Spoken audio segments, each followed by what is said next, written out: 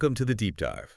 Ready to get into some CNC machining. Today, it's all about safety. We've got these excerpts from a Romanian productivity guide, and honestly, they're packed with good stuff. Really insightful, yeah. And it's interesting how they managed to, blend those universal safety ideas with things specific to Romania. Exactly. So today, it's all about pulling out the most useful bits from this guide to help everyone understand how to work around these machines, you know, safely A&D efficiently. Whether you're an operator, a manager, or just someone who's curious, there's something in here for everyone. Absolutely. And trust me, we'll uncover some surprising safety measures you might not expect. Okay, let's kick things off with the guide's focus on general workplace safety. It uses the phrase asigurarea de l'oculte muncas, essentially safety and protection at work, really emphasizes that safe environment. It does. And it's interesting how they connect that broader cultural emphasis to CNC specifics. Like, it explicitly says you should never leave a CNC machine running if no one's watching it. Makes sense. These machines are powerful. A lot can go wrong if they're not monitored. Precisely. And that ties into another point, keeping the work area clear and organized. The guide really stresses this. I've seen some messy workshops. Can't imagine how dangerous that'd be around a CNC machine. Absolutely. Stray tool, misplaced material.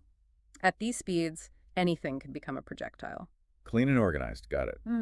What else do they highlight for general safety? Well, PTE, it's very clear about mandatory PPE use, and it gets specific too. So we're talking the full CNC getup, safety glasses, gloves, earplugs, everything. Exactly. Even mentions tying back long hair. Maybe not something you'd think about, but it could easily get caught. Definitely good to remember. So it's not just flying debris. It's about anything that could get pulled into the machine. Right. And it goes beyond PPE too. Proper lighting, good ventilation, those are emphasized. Good lighting reduces errors, and ventilation gets rid of all that dust and fumes. Makes sense. And I imagine clear signage is important, especially in a busy workshop, right? Absolutely. Right. It helps everyone understand the safety protocols, the potential hazards, where the emergency stuff is, all about predictability, safety. Right, so you minimize confusion, no miscommunication. Exactly. And of course, grounding all electrical equipment. Basic, but important and often overlooked. Absolutely. And since we're on hazards, the guide also emphasizes fire safety equipment being ready to go. Of course. CNC machines, they generate heat, often working with flammable stuff. Being prepared for a fire is key. Okay, so that's the general workplace safety covered.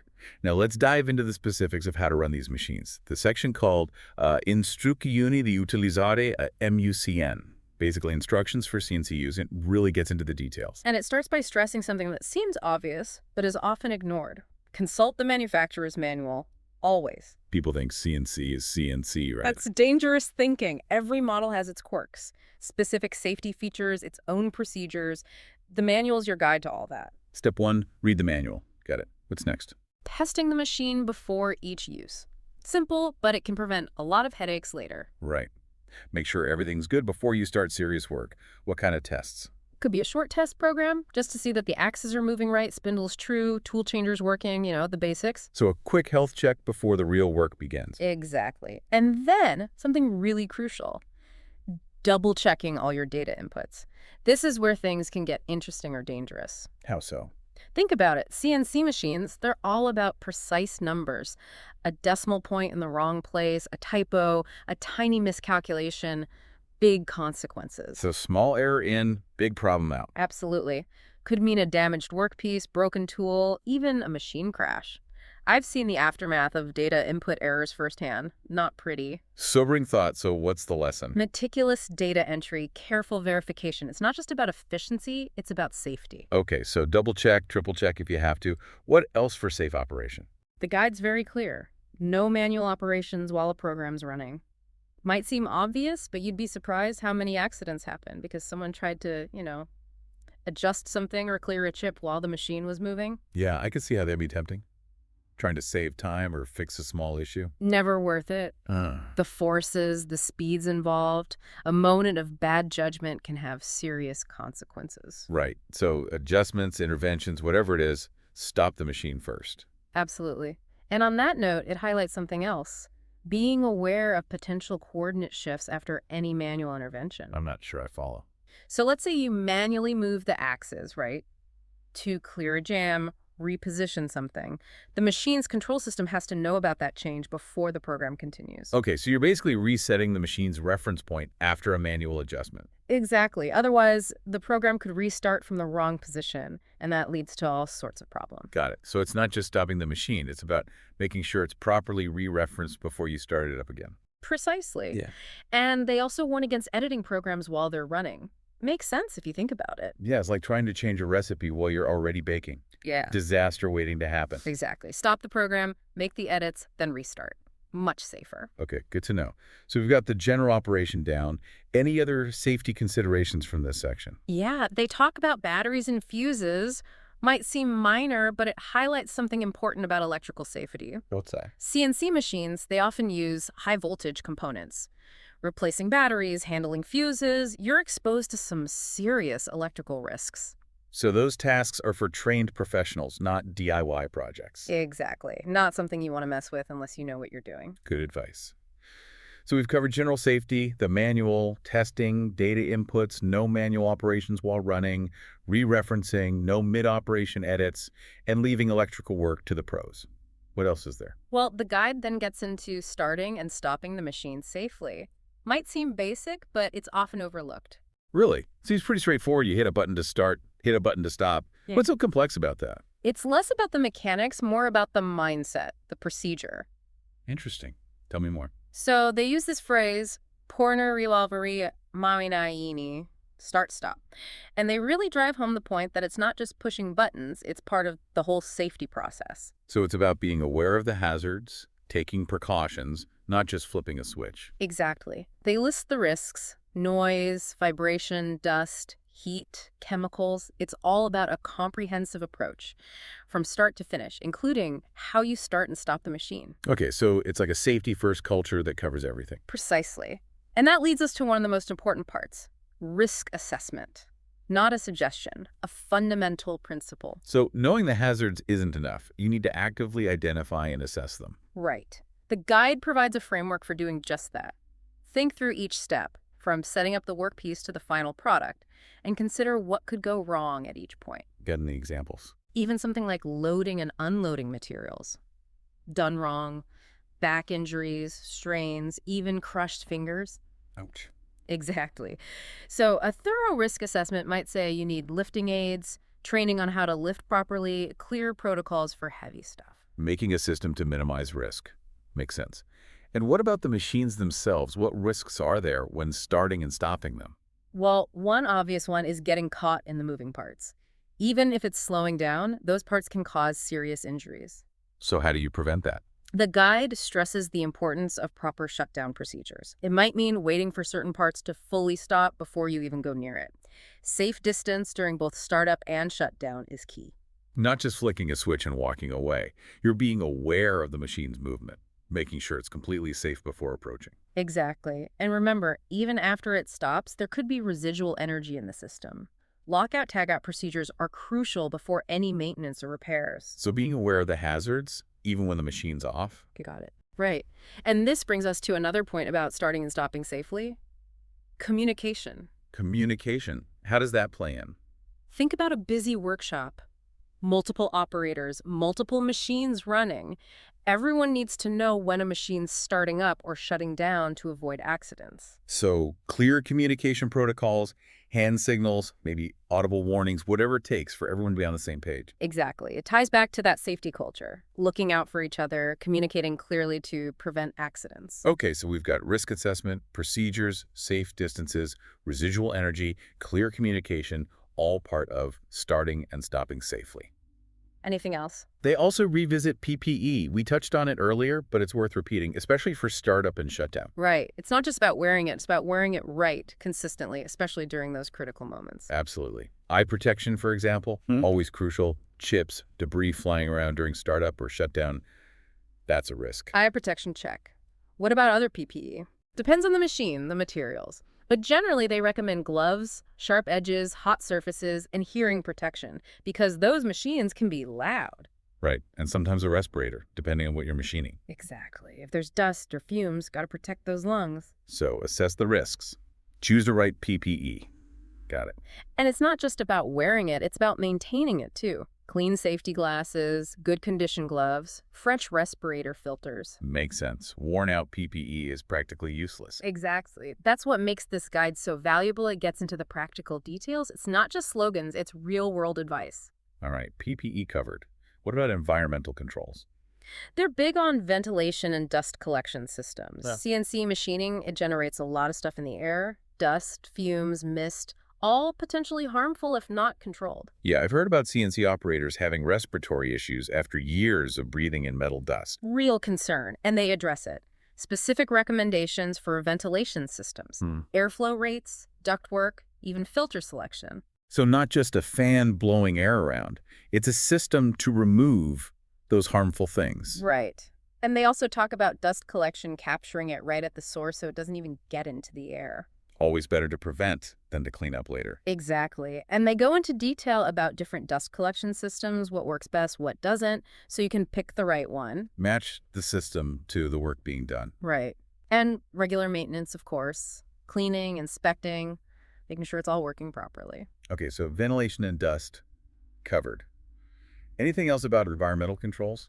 They mention noise levels. CNC machines can be loud, and that can damage hearing over time. That's why everyone's wearing earplugs or earmuffs around them. Exactly. And they recommend things like sound-absorbing materials, isolating noisy equipment, and providing hearing protection. So a safe, comfortable workspace. Exactly. It goes back to that safety culture, right? It's not just rules, it's creating a workplace where safety is a top priority for everyone. And that includes the operator. Absolutely. And that brings us to the last point they make in this section, operator training. Makes sense. All the tech, all the procedures, it's all useless without a trained operator. Exactly. They stress that even the best safety features won't work if the operator doesn't know how to use them.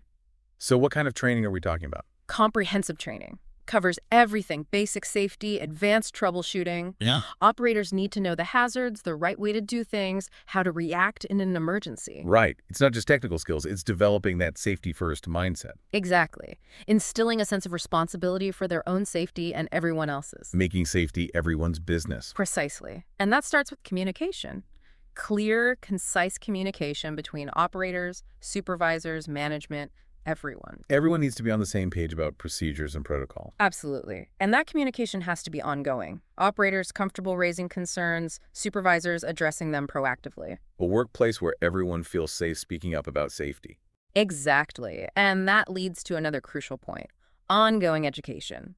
CNC machining is always evolving, new technologies, new techniques all the time. So training once isn't enough. You have to stay current.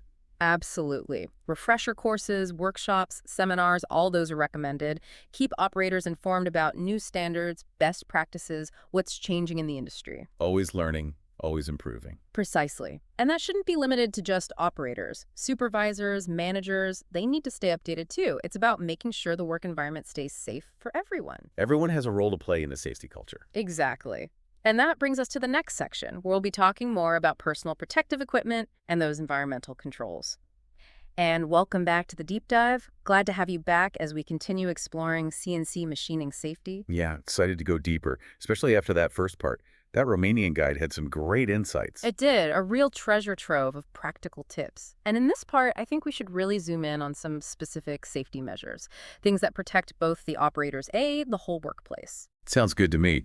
We've already seen that CNC machines, powerful as they are, can be pretty risky if not handled right. Exactly. And that's why the guide is so big on risk assessments. It's not optional. It's like the foundation. Right. We talked about it briefly before, but it's worth another look. So risk assessments, what do they involve? How do they make a CNC environment safer? Well, you got to analyze the whole process from start to finish, from the moment you set up the workpiece to that final product. So every single step. Exactly. And at each step, you ask, what could go wrong here?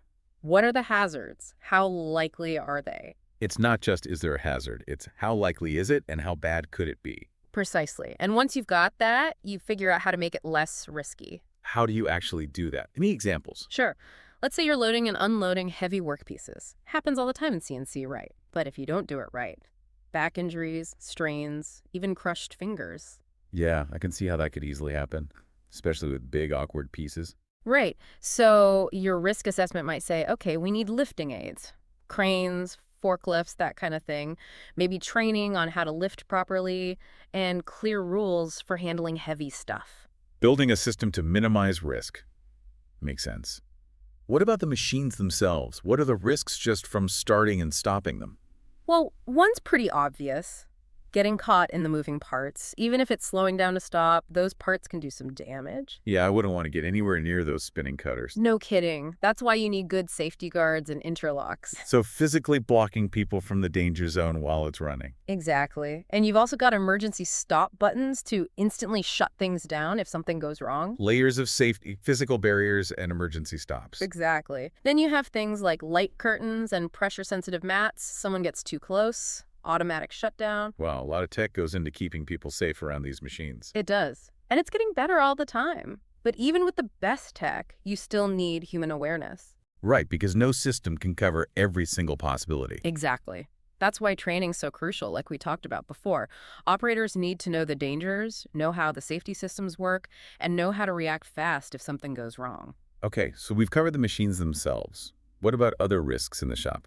Well, like that Romanian guide points out, there's noise, vibration, dust, even heat from these machines. Yeah, not exactly a peaceful environment. Definitely not. And all that can be hazardous. Loud noise over time, hearing loss. Hearing protection is a must then. Absolutely. The guide's really clear on that earplugs or earmuffs to protect those ears. And then you've got dust and fumes to think about. Right, because you're cutting and shaping all sorts of materials, and some of them release harmful stuff into the air. Exactly. Breathe that stuff in. You could have breathing problems down the line. Good ventilation and dust extraction are essential. Systems that suck up those contaminants right at the source. Right. You don't want that stuff reaching anyone's lungs. And sometimes you need respirators too, right, when ventilation isn't enough. For sure. Extra layer of protection when you need it. So it's all about controlling the environment, minimizing exposure. Exactly. Engineering controls like ventilation and dust collection, plus personal protection like respirators when needed. And then there's heat. Those machines can get hot, especially if they're running for a while. Right. And that makes the shop uncomfortable, even dangerous if it gets bad enough. Good ventilation and cooling are key. It's not just about safety. It's about making the workplace comfortable too. Exactly. And that all feeds into that safety culture idea. It's not just about rules, it's about making the whole workplace prioritize safety. Building that mindset where safety is part of everything you do. Precisely. Communication, training, regular checks, dealing with potential problems before they become accidents, it's all part of it. Okay, so we've covered a lot of specific measures.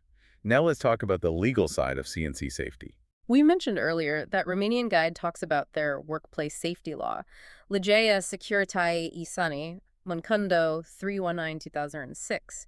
It's pretty detailed. I'm guessing a lot of those principles are universal, even if the specific rules are different in each country. Oh, absolutely. Worker safety is a global thing. Most countries have laws about it. So what we're talking about today applies pretty much everywhere. Exactly. The details might be different, but the basic ideas, risk assessment, hazard control, workers being involved and taking responsibility, that's all pretty universal. So, about this Romanian law, what are some key takeaways for our listeners? Well, one big thing is that risk assessments aren't just a good idea, they're required by law. Employers have to identify and assess workplace hazards. It's the law, not just best practice. Exactly. And once they know about the hazards, the law says what they have to do to control them. Like what kind of things? Providing the right safety gear, having safe work procedures, making sure everyone's trained properly, that kind of thing. A pretty comprehensive approach to safety then. It is. And it also talks about workers needing to be involved. What does that mean? It means workers have a right to be part of the safety process. They need to be told about the hazards, involved in the risk assessments, and they can speak up if they see a safety problem. So it's a two-way street. Employers and employees working together. Exactly. The law gets that safety is everyone's job. It also makes it clear who's responsible for what. Employers have to make the workplace safe, but workers have to follow the rules and report any hazards they find. So, shared responsibility. Right. And it also says what happens if people don't follow the law. Employers who don't meet the safety requirements, big fines, serious penalties. They mean business with this law. Absolutely. And that's good. It means employers are more likely to take safety seriously. Now, we've been focusing on Romania, but like we said, most countries have similar laws. What are some common things you see in workplace safety laws around the world? One thing is that a lot of countries are moving towards being more proactive about safety. Instead of just reacting to accidents, they're trying to find and fix problems before anyone gets hurt. Stop accidents before they happen. Exactly. Things like those risk assessments, having safety management systems, training people regularly, it's all about preventing accidents. And I bet technology is playing a bigger role in safety too. Oh, absolutely. More and more places are using sensors, automation, data analysis to find and control hazards. Like you can have sensors that track where workers are and warn them if they're going somewhere dangerous.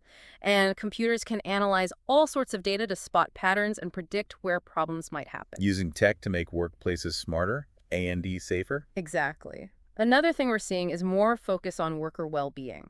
So it's not just about avoiding physical injuries anymore. Right. It's about creating a workplace where people are healthy, physically and mentally, dealing with stress, having workstations that are comfortable to use, building a positive safety culture. It's all connected. A more complete approach to safety then. Exactly. It's about more than just preventing accidents. It's about making a workplace where people can actually thrive. Well said. Now, before we go on to the last part of our deep dive, where we'll talk about some cutting-edge stuff in CNC safety, let's take a minute to think about what we've learned about the legal side of things. I think the big takeaway here is that workplace safety isn't just the right thing to do, it's the law. Right. Employers have to provide a safe workplace, and workers have a right to be in a safe workplace. And those rights and responsibilities are written into law, so they're serious business. Absolutely. And it's good to remember that those safety rules are always changing. That's true. New tech, new hazards, new ways of understanding risks, all that leads to new rules. So both employers and employees need to stay up to date. Exactly. And talking to safety experts and lawyers who specialize in this stuff can really help. They can give advice on specific rules and the best ways to do things. Good advice. Now, before we move on, I want to leave our listeners with something to think about. We've talked about how safety rules are changing and how CNC machining is getting more complex all the time. So how do we make sure the laws keep up and still protect workers? Great question. And that's something we'll be looking at in the next part of our deep dive, where we'll be exploring all the new trends and technologies that are shaping the future of CNC safety. Back again for the deep dive. We've covered a lot about CNC machining safety so far, from the basics to the laws. Now, let's look ahead. What's coming next? And it's an exciting time for CNC safety. We're seeing some amazing tech that could completely change how we approach safety in this field. I'm all ears. What are some of the big trends in tech that are shaping the future of CNC safety? One of the biggest is automation and robots becoming part of CNC machining. More and more, we're seeing these cobots, collaborative robots working right alongside human operators. Yeah, I've heard of those. Aren't they designed to be safe around people? Exactly. Old school robots, you had to keep them caged off for safety. But cobots, they've got advanced sensors, safety features built in. They can work right next to a human without being dangerous. So how do they make CNC safer? A few ways. For one, they can handle the jobs that are risky for humans, like loading heavy stuff, handling sharp tools. That keeps the operator safer. Makes sense. Let the robot do the dangerous stuff. Humans handle the skilled work. Exactly. And cobots can also do things more precisely, more consistently. That helps with safety too, less chance of errors that could lead to accidents. So not just keeping people out of harm's way, it's also using robots to make the whole process better and safer. Precisely. Another exciting thing is artificial intelligence, AI, being used for safety. AI is everywhere these days. How does it work for CNC safety? One way is predicting maintenance. AI looks at all the data from the sensors on a CNC machine: vibration, temperature, current, appendant, and it can spot tiny patterns, things that might mean a problem's starting. So instead of waiting for a breakdown, AI can say, hey, something's not right here, and you can fix it before it causes an accident. Exactly. It's like being proactive instead of reactive. AI can also figure out the best settings for the machine, like how fast to cut, how much to feed the material. That reduces wear and tear, less chance of tools breaking, and so on. So AI makes the machines safer, A&D more efficient, longer lasting. Absolutely. And it can also be used to train operators. You can have these AI-powered simulators that create realistic virtual environments. Operators can practice, learn how to handle different situations, even emergencies, all without any real danger. That sounds amazing. A safe way to practice for the real world. It is. And the simulator can give feedback, personalized guidance. Operators learn faster, build their skills and confidence. You can even use it to test their skills, make sure they meet safety standards. So AI is doing a lot for CNC safety, predicting maintenance, optimizing the process, training operators, even testing their skills. A lot, and it's just the beginning. As AI gets better, we'll see even more uses for it in keeping CNC safe. This is all really impressive. But with all this tech, we can't forget about the human side of safety. You're absolutely right. Tech is great, but it can't replace human judgment, awareness, responsibility. So how do we make sure the human element stays strong in CNC safety, even as things change? I think training and education are key. CNC tech is getting more complex, so operators need the knowledge and skills to use it safely. Invest in people, make sure they're always learning. Exactly. And it's not just about the technical stuff, it's about building that safety culture where everyone puts safety first and operators feel like they can speak up if something's not right. It's not just a list of rules, it's how everyone thinks and acts. Exactly. That's a key message from our whole deep dive into CNC safety. Tech can help, but it's the humans that really make the difference. Well said. As we wrap things up here, thank you so much for sharing your expertise with us. Our listeners have learned a lot from you today. It's been my pleasure, and I hope what we've talked about today encourages everyone who works with CNC machines to put safety first and get excited about these new developments that are making CNC safe for A&D better than ever before. And to our listeners, thanks for joining us for the deep dive. Remember, safety is a journey, not a destination. Stay informed, stay alert, stay safe. Thanks for listening.